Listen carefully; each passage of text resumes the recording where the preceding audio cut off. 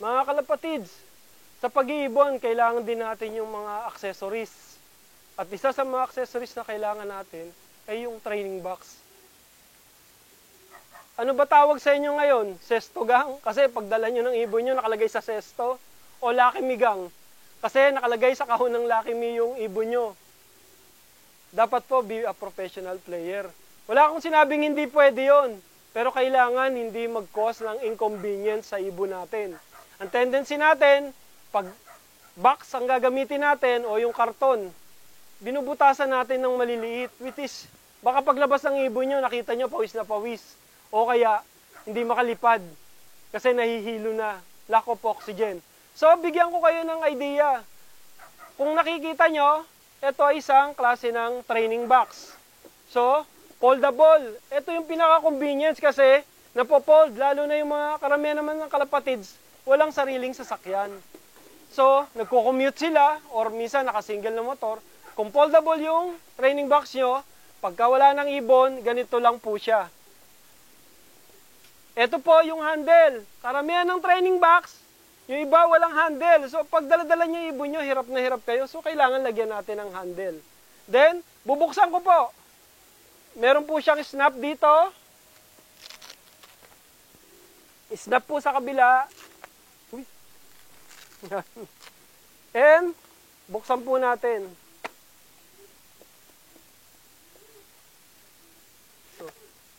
Ito na po yung training box nyo. Nakikita nyo, open dito, open dito. So, kailangan po both side ay may opening. Kung one side lang, maaaring yung nasa kabilang dulo magkaroon ng problema. So, kailangan pass through yung hangin.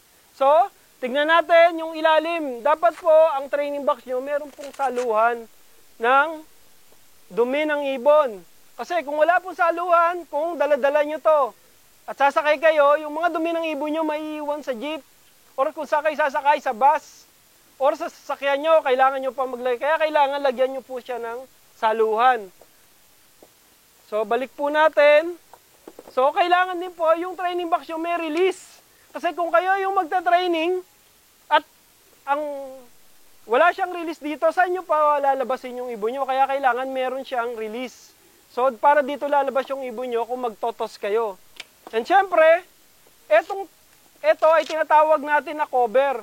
Kaya natin nilalagyan nito para ang ibon natin wag masyadong magulo.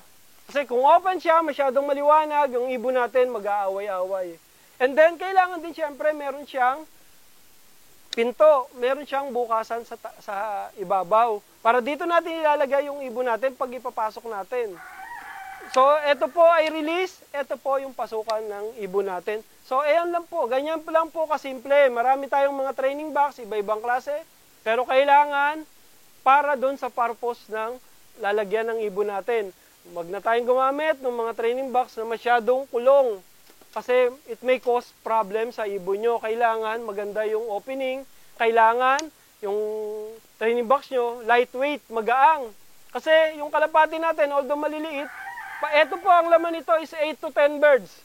So, itong training box na to, pag merong 8 ibon, mabigat na rin pong dalhin. Eh kung mas mabigat pa yung training box, plus the weight ng ibon nyo, mas magkakaroon to ng inconvenience pag dala-dala nyo. Kaya kailangan, ang training box nyo, maganda, live to its purpose. Kailangan lalagyan ng ibon, magaang siya, para kung dala-dala nyo, may ibon, magaang din yung dala-dala nyo. Kailangan merong release siya, release door, tsaka kailangan meron siyang opening, meron siyang bukasan sa ibabaw. Mas mainam kung may takip. So, ito yung takip niya. So, mainam din kung may saluhan ng dumi.